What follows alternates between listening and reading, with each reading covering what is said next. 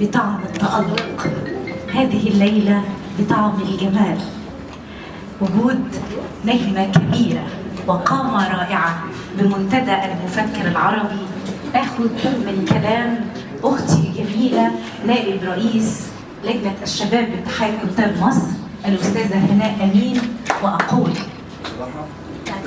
إن وجود حضرتك في كل المنصات وعلى كل المنصات والندوات والمنتديات، وجود حضرتك في كل اللقاءات شيء مهم جدا ورائع، لأن احنا بنصدر الجمال ونبعد القبح عن المشهد.